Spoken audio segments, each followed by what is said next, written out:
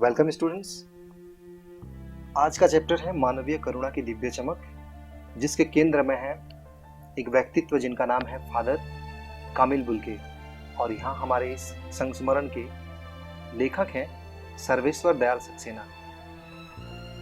तो यह आपकी हिंदी किताब की जो है 13वीं पार्ट है, ठीक है, मतलब 13 नंबर चैप्टर है।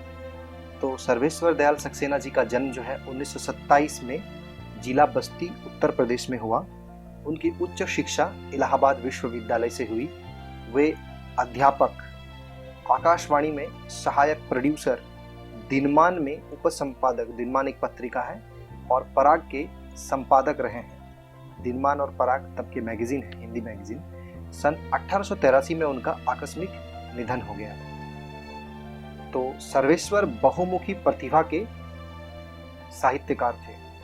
वे कवि, कौन कौन से चरित्र थे उनके? वे कवि थे, कहानीकार, उपन्यासकार, निबंधकार और नाटककार थे। सर्वेश्वर की प्रमुख कृतियां हैं। उनकी प्रमुख कृतियां क्या क्या हैं? काठ की घंटियां, कुआनो नदी, जंगल का दर्द, खूंटियों पर टंगे लोग, ये कविता संग्रह है ये सब, ठीक है। और पागल कुत्तों का मसीहा, सोया हुआ जल, ये उनके उपन्यास हैं।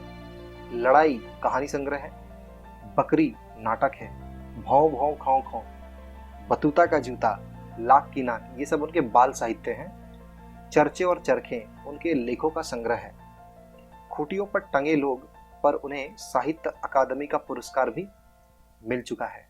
खूंटियों पर टंगे लोग, ये साहित्य अकादमी का पुरस्कार जो होता है हिंदी साहित्य में एक बहुत बड़ा पुरस्कार माना जाता है। तो सर्वेश्वर की पहचान मध्यवर्गीय आकांक्षाओं के लेखक के रूप में की जाती है।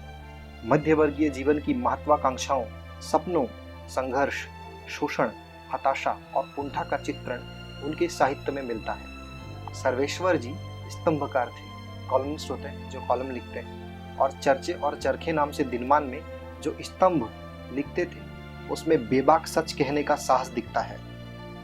उनकी अभिव्यक्ति में सहजता और स्वाभाविकता है। तो ये उनका परिचय हुआ। किनका परिचय? सर्वेश्वर दयाल सक्सेना जी का जीवन परिचय। अब आते हैं हम कहानी में, यानी हमारे संस्मरण के मूल पाठ में, ठीक है। उसके पहले उनका सारांश देखते हैं। सारांश कुछ ऐसा है कि संस्मरण स्मृतियों से बनता है। तो ये एक संस्मरण है और संस्मरण बनता है स्मृतियों से, यादों से बनता है। और स्मृतियों की विश्वसनीयता उसे महत्वपूर्ण बनाती है, वो विश्वास करने लायक हो। तो फादर कामिल बुल्के पर लिखा सर्वेश्वर का यह संस्मरण इस कसौटी पर खरा उतरता है। अपने को भारतीय कहने वाले फादर बुल्के जन्मे तो बेल्जियम, यूरोप में, यूरोप के रेम्सचैपल शहर में, जो गिरजों, पादरियों, धर्मगुरुओं और संतों की भूमि कही जाती है। परंतु उन्होंने अपनी कर्म भूमि बनाया भारत को। फादर बुल्के एक सन्यासी थे, परंतु पारंपरिक अर्थ में नहीं।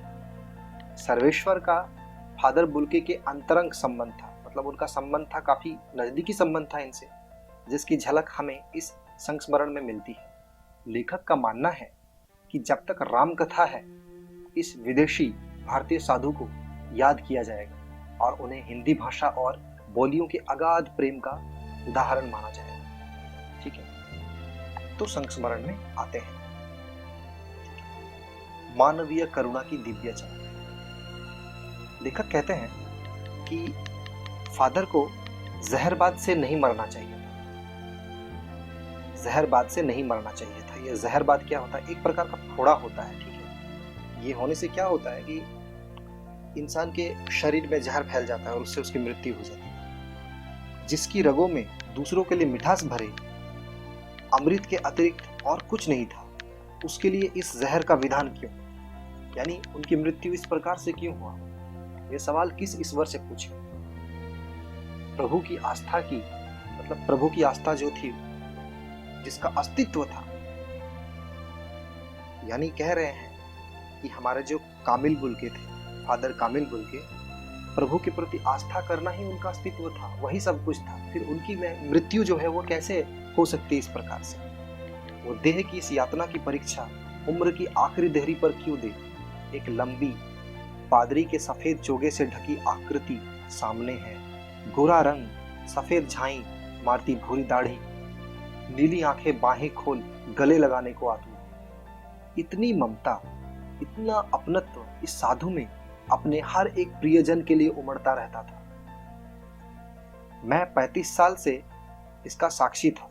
मैं यानी सर्वेश्वर दयाल सक्सेना जो लेखक है, तब भी जब वह इलाहाबाद में थे और तब भी जब वह दिल्ली में आते थे। आज उन बाहों का दबाव मैं अपनी छाती पर महसूस करता हूँ। फादर को याद करना एक उदास शांत संगीत को सुनने जैसा है। उनको देखना करुणा के निर्मल जल में स्नान करने जैसा था और उनसे बात करना कर्म के संकल्प से भरना था। मुझे परिमल के वे दिन याद आते हैं जब हम सब एक पारिवारिक रिश्ते में बंधे जैसे थे, जिसके बड़े फादर बुल्के थे। अपने स्मृतियों को, पुरानी स्मृतियों को याद करके कहते हैं लेखक, हमारी हंसी मजाक में वह निर्लिप्त शामिल रहते, में वो भी लिप्त रहते थे। हमारी गोष्ठियों में वो गंभीर बहस करते, हमारी रचनाओं पर बेबाक राय और सुझाव देते और हमारे घरों के किसी भी उत्सव और संस्कार जो भी हैं वो बड़े भाई की तरह खड़े होते थे। उन पुरोहित जैसे खड़े हों, हमें अपने आशीषों से भर देते थे। मुझे अपना बच्चा और फादर का उसके मुख में पहली बार अन्न डालना याद आता है। यानी अन्नप्राशन जब हुआ था लेखक के बच्चे का, तब उनका अन्नप्राशन जो है फादर ने कराया था। और नीली आंखों की चमक में तैरता वात्सल्य भी जैसे किसी ऊंचाई पर देवदारों की छाया में खड़े। कहां से शुरू करें? इलाहाबाद की सड़कों पर फादर की साइकिल चलती दिख रही है। वह हमारे पास आकर रुकती है, मुस्कुराते हुए उतरते हैं। देखिए देखिए, मैंने उसे पढ़ लिया है। और मैं कहना चाहता हूं, उनको क्रोध में कभी नहीं देखा, आवेश में देखा है और ममता तथा प्यार में लबालब छलकता महसूस किया है। अक्सर उन्हें देखकर लगता कि बेल्जियम में इंजीनियरिंग के अंतिम वर्ष में पहुंचकर उनके मन में सन्यासी बनने की इच्छा कैसे जाग गई। जबकि घर भरा पूरा था, 2 भाई, 1 बहन, माँ, पिता सभी कुछ थे, पर इंजीनियरिंग के अंतिम वर्ष में आकर उन्हें मन हुआ कि मुझे सन्यासी बन जाना चाहिए। तो फादर कामिल बुल्के सन्यासी बन गए। आपको अपने देश की याद आती है? तब वो कहते हैं, मेरा देश तो अब भारत है, मैं जन्मभूमि की पूछ रहा हूं। तो फिर फादर जवाब देते हैं, हाँ आती है, बहुत सुंदर है मेरी जन्मभूमि रैम्स चैपल। घर में किसी की याद आती है? माँ की याद आती है, बहुत याद आती है। फिर अक्सर माँ की स्मृति में डूब जाते देखा है। उनकी माँ की चिट्ठियां अक्सर उनके पास आती थी। अपने अभिन्न मित्र डॉक्टर रघुवंश को वह उन चिट्ठियों को दिखाते थे। पिता और भाइयों के लिए बहुत लगाव मन में नहीं था। पिता व्यवसायी थे, एक भाई वही पादरी हो गया है, एक भाई काम करता है, उसका परिवार है। बहन सख्त और जिद्दी थी, बहुत देर से उसने शादी की। फादर को एक आध बार उसकी शादी की चिंता व्यक्त करते उन दिनों देखा था। भारत में बस जाने के बाद 2 या 3 बार अपने परिवार से मिलने भारत से बेल्जियम गए थे। लेकिन मैं तो सन्यासी हूं, आप सब छोड़कर क्यों चले आए? प्रभु की इच्छा थी। वो बालकों की सी सरलता से मुस्कुरा कर कहते, क्या कहते कि माँ ने बचपन में ही घोषित कर दिया था कि लड़का हाथ से गया। और सचमुच इंजीनियरिंग के अंतिम वर्ष की पढ़ाई छोड़कर फादर बुल्के सन्यासी होने जब धर्मगुरु के पास गए और कहा कि मैं सन्यास लेना चाहता हूँ, तथा एक शर्त रखी, सन्यास लेते समय सन्यास चाहने वाला शर्त रख सकता है, ऐसा नियम था। क्या शर्त रखा? कि मैं भारत जाऊंगा। तो भारत जाने की बात क्यों उठी? तब वो कहते हैं फादर कि नहीं जानता, बस मन में यह था कि मैं भारत जाऊंगा। उनकी शर्त मान ली गई और वह भारत आ गए। पहले जीसेट संघ में 2 साल पादरियों के बीच धर्माचरण की पढ़ाई की। 2 साल पादरियों के बीच वो धर्माचरण की पढ़ाई किए, ठीक है। फिर 9 से 10 वर्ष कहाँ रहे, दार्जिलिंग में पढ़ते रहे। कलकत्ता यानी जिसे आज हम कोलकाता कहते हैं से बीए किया और फिर इलाहाबाद से एमए।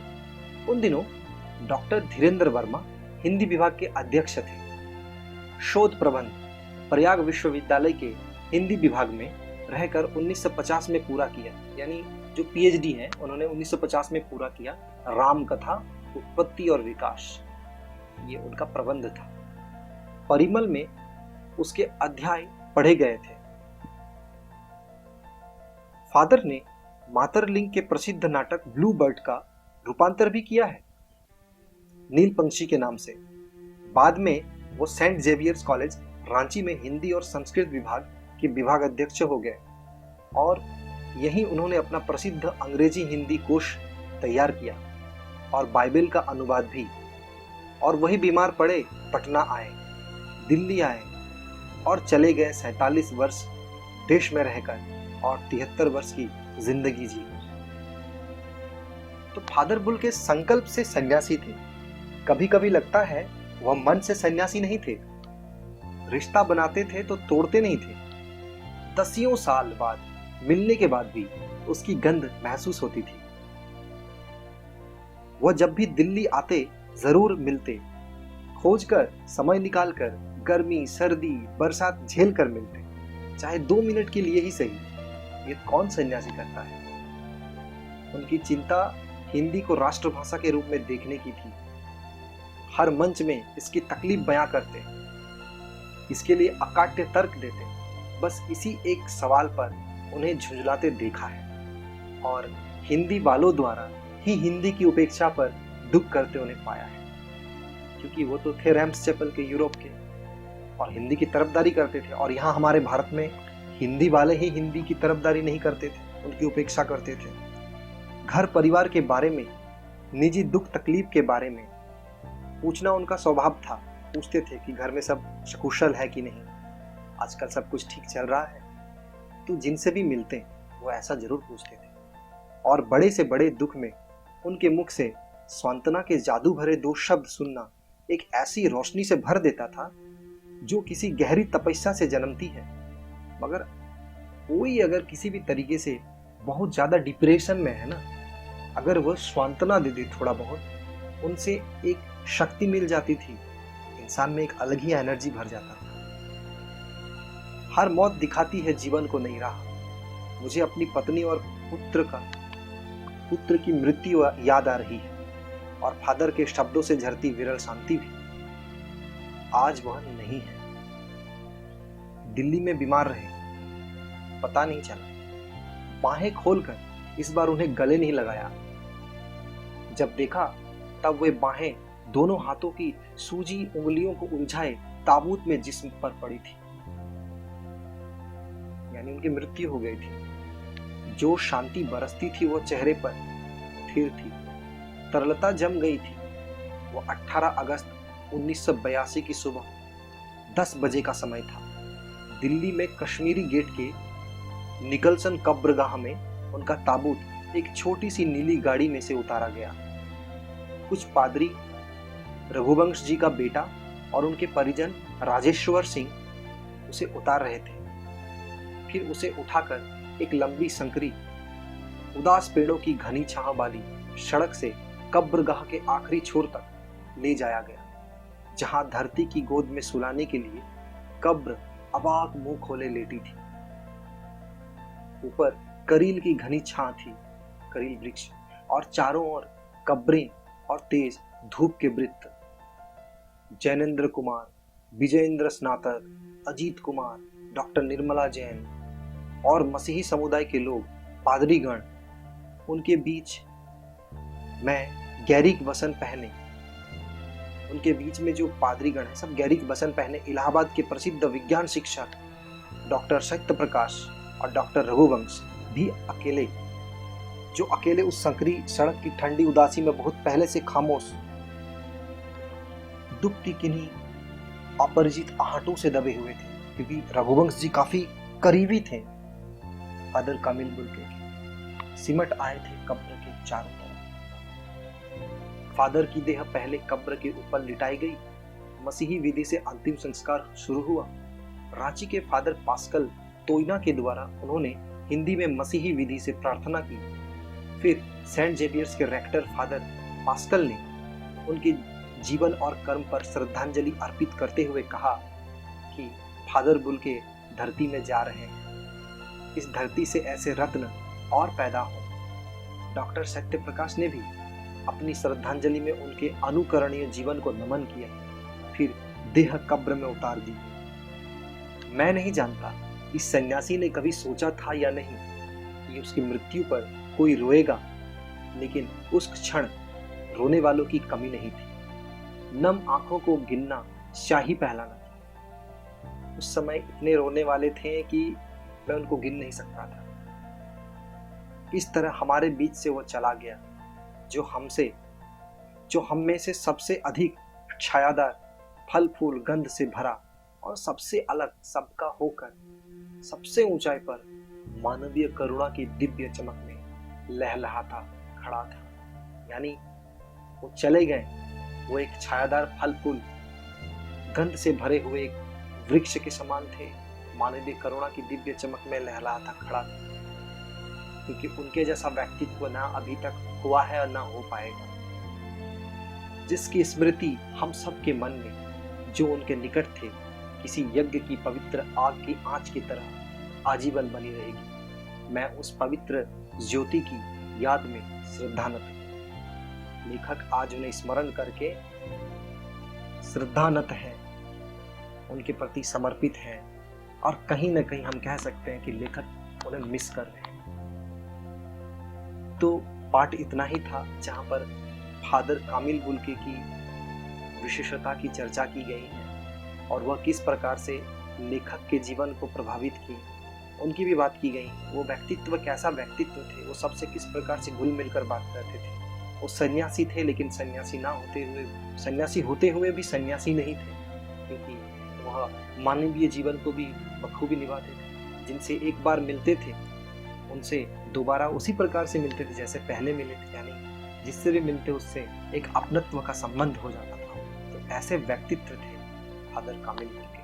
तो स्टूडेंट्स, फादर कामिल बुल्के के जो क्वेश्चन आंसर है, प्रश्न अभ्यास है, ये प्रश्न अभ्यास हम अगले सीरीज में करेंगे, जहां पर इस कहानी के, इस संस्मरण के सारांश यानी समरी की चर्चा करेंगे और साथ में संभावित प्रश्न और इस पाठ में आए प्रश्नों के उत्तर की चर्चा करेंगे। अब तक के लिए विद्यार्थियों विदा लेता हूँ। अगले सीरीज में फिर से मिलूंगा। चैनल को सब्सक्राइब कीजिए, शेयर कीजिए, लाइक कीजिए। Good bye.